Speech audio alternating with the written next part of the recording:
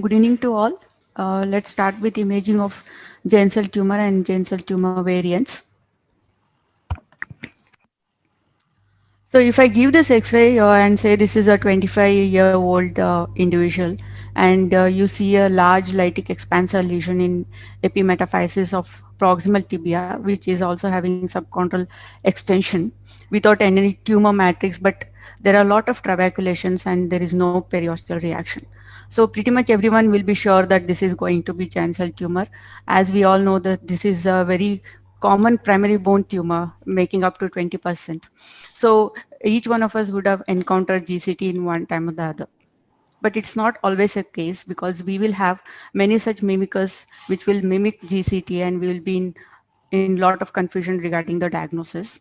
And radiology plays an important role in case of diagnosis of bone tumors. And it has a more importance as compared to histopathology also, because histopathology diagnosis also depends on radiology diagnosis. So to come to a decent diagnosis or at least a differential diagnosis, we should run through a checklist.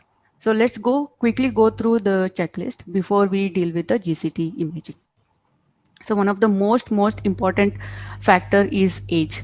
So when before seeing the X-ray and when we talk to the patient, the most critical thing we should ask is what is the age of the patient, and at the top of our mind we should know which bone tumor peaks at what age group.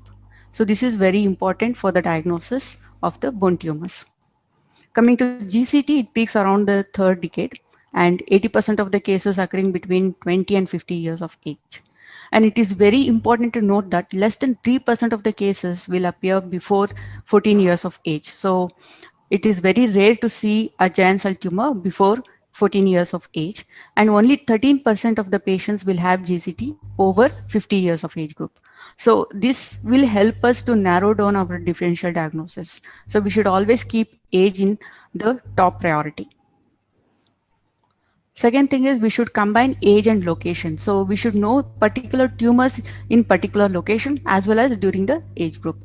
So here you can see in the picture where only clear cell chondrosarcoma and chondroblastoma appear in the epiphyseal end of the bone, and when the growth plate is not fused. So all aneurysmal bone cyst and osteosarcoma, everything happens only at the metaphyseal end of the bone, and it never comes at the subchondral region. Whereas when the epiphysis is fused, we have giant cell tumor, malignant fibrous histiocytoma, and intraosseous ganglion cyst. So we can pretty much by knowing the location predilection of the tumor as well as age peak of the tumor, we can make pretty much most of the diagnosis of bone tumor. So I have just listed out the tumors here considering the age and subchondral location. So we can see in immature skeleton, the most common lesion would be aneurysmal bone cyst. Again, I'm telling this that aneurysmal bone cyst will be on the metaphyseal end of the bone, whereas chondroblastoma and clear cell chondrosarcoma will be on the epiphyseal end of the bone. So aneurysmal bone cyst and giant cell tumor, if they happen before the fusion of the physis, will be on the metaphyseal end. So this is to be remembered very clearly. When the skeleton is matured, the subchondral lesions are typically giant cell tumor, metastasis, and plasmacytoma can also occur in this area, but we should always remember the age group of giant cell tumor. It is basically more in the age group of 30 years, and rest of the tumors like metastasis and plasmacytoma are above 50 years of age group. Coming to the various type of rare type of osteosarcomas can also mimic an aggressive type of giant cell tumor. So we should also include these tumors in our differential diagnosis. The one metabolic disease we should not forget is brown tumor. So whenever we see multiple aggressive looking giant cell tumor like lesions, we should always do serum parathyroid hormone to rule out brown tumors. So the most common location for GCT is long bones, where in which we can see about 75 to 90% of the cases they can happen in long bones, and 50 to 65% happen in and around the knee joints.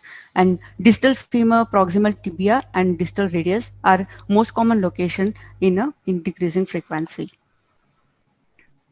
So next thing we should say is what is tumor doing to the bone? What is the zone of transition and type of bone destruction? So here you can see it is a chondroblastoma, which is typically showing a large lytic area in the epiphysis of the immature skeleton, but it is showing a nice sclerotic border. So this is a narrow zone of transition with a nice sclerotic border, which is never seen in giant cell tumor, except when it is treated, we can have a sclerotic border in case of giant cell tumor.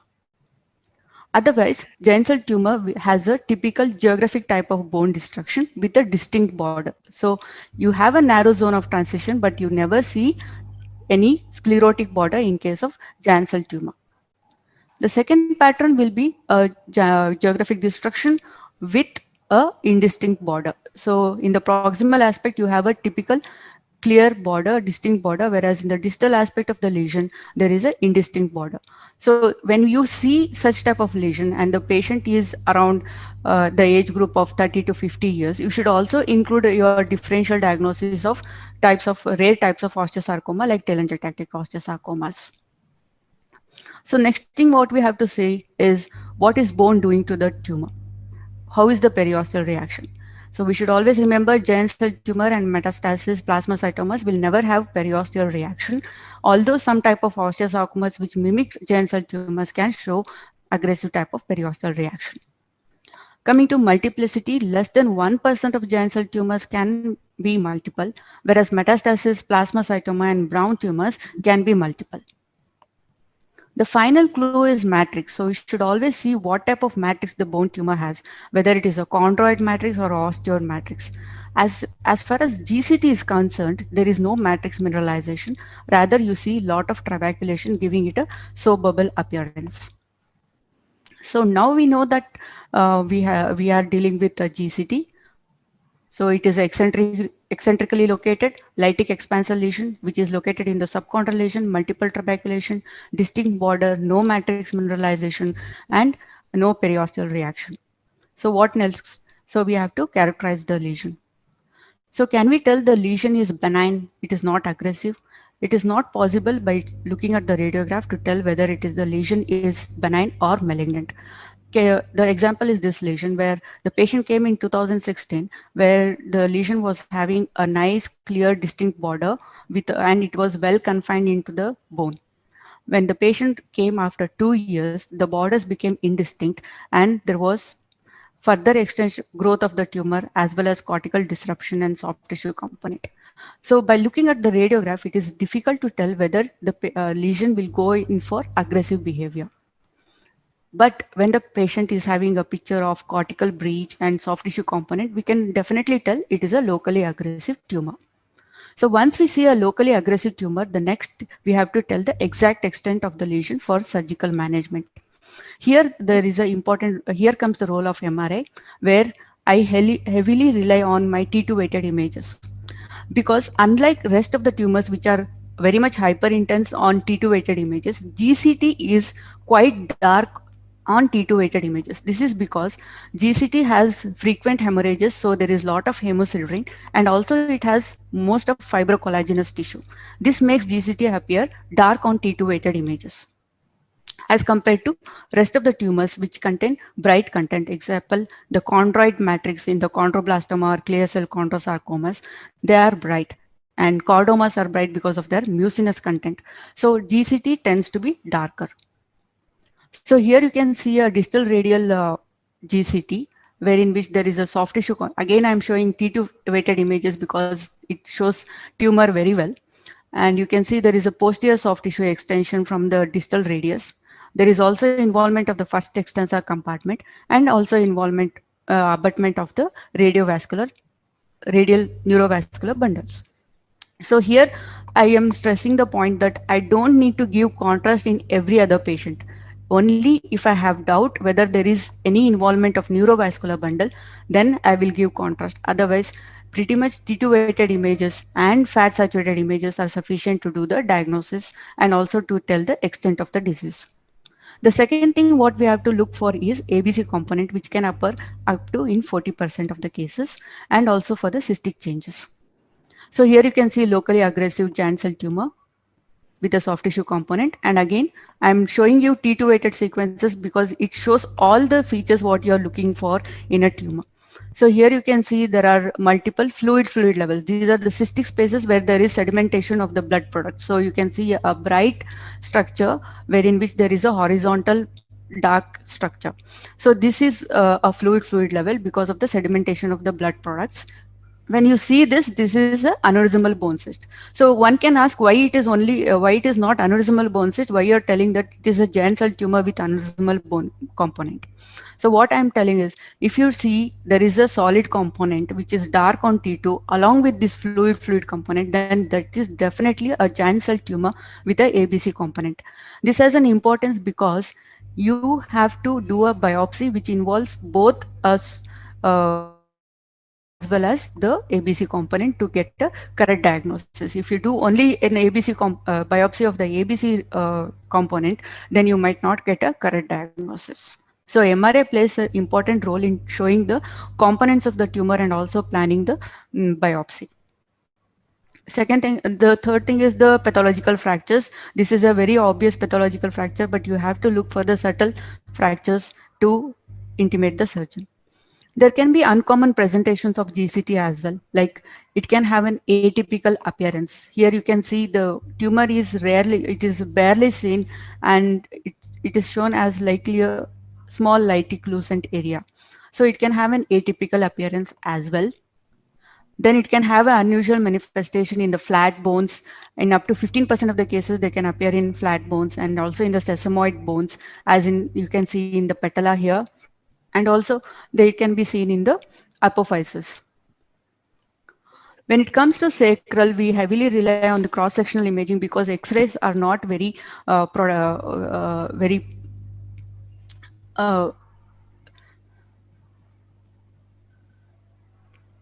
hello. Can you hear me, sir? Yeah, yeah. We are able to hear you, madam. Yeah, go ahead.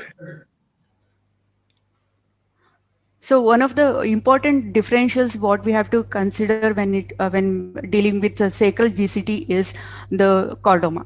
So chordoma is a most closest differential what we have to consider when we are dealing with sacral GCT. So how to differentiate is, again, the GCTs occur in a younger age group and they are located in the lower aspect of the sacrum and eccentric in position. And when it comes to calcification, GCTs have a peripheral eggshell type of calcification. And again, on T2 weighted images, they can have hypointensities because of, again, excessive fibrocollagenous material and also hemocytin, although they can also show fluid levels and sacral joint involvement. When it comes to chordoma, they are mainly seen in middle age group. They are more in the central aspect. They show clumps of calcification which are fuzzy in appearance, and they are hyperintense because of the mucinous content as compared to GCT, which is hypointense because of fibrocollagenous tissues. So this is how you differentiate sacral GCTs and chordoma very easily. And up to 1 to 6% of the cases can have metastasis to the lung, as in this case. The most important thing is post-operative evaluation. As Dr. Sudan told that the follow-up has to be done up to 10 years of age and 10 years. And then the modality is multimodality imaging is very helpful in case of post-operative evaluation of these GCT tumors. So here you can see this is a best example of good healing and without any recurrence. So this was proximal tibial GCT, which was treated with curettage and bone cementation. And you can see a nice sclerotic rim all around the lesion. So this indicates that there is a good healing without any recurrence. And this was a patient which was treated by denosumab, and you can see a large expansor lytic lesion is progressively shrunken in size, and it is also showing a nice sclerotic rim around it. When you call a recurrence, you have to at least see a small rim of lucency around it. It should be more than 5 mm, and it should progressively increase over a time of follow-up. So whenever you see more than 5 mm of rim of lucency around the bone cement, you should actually alert yourself for the recurrence. Here you can see there is a small lucency which was not addressed at that time because the patient was not symptomatic. But later on, it progressed extensively involving the bone as well as the graft. Again, I rely on T2 weighted images to see the exact extent within the bone as well as in the soft tissue. This was another lesion which had an extensive soft tissue component, which was not curatized adequately during the surgery, and it progressively increased in size. And not only the bone had a lesion, sorry, there was a peripheral calcification within the soft tissue component. So when you see a soft tissue component with peripheral calcification, you should always suspect there is a soft tissue recurrence. Here is another patient which was treated with curettage and bone grafting. And after 5 years, it was after 5 years, there was a good healing on the radial side, but it patient started having a lucency on the ulnar aspect. So this also tells that we should follow this patient for a longer duration as long as 10 years. So this patient underwent an MRA and had a soft tissue component as well, along with the bone component. Then coming to most important thing is the variance. So you have an lytic expansor lesion. Again, it is more in epicenter is more in the metaphysis region, and you can see there is extension through the growth plate into the subchondral region. But the patient is not is a skeletally immature individual. So this we have to consider of aneurysmal bone cyst. So again, MRA helps in this situation wherein which you don't see any solid component, but you see only fluid levels. Again, as I said, rare varieties of Thielen osteosarcoma should be considered in differential diagnosis when we see aggressive type of giant cell tumors. This is an example of chondroblastoma where you see a nice epiphyseal lesion, lytic lesion with a sclerotic border and a ring and arc type of calcification. This is easy to tell this is a chondroblastoma. But if there is no any ring and arc type of calcification, there is no sclerotic border, and if the epiphysis is fused, MRA helps in showing the chondrite type of matrix, which is bright on T2 weighted images, and also it shows extensive edema around the lesion, suggesting that it is a chondroblastoma, which is edema is not a feature of giant cell tumor. And metastasis and myeloma should be considered when you see multiple lesions and also in the patient older than 50 years of age group.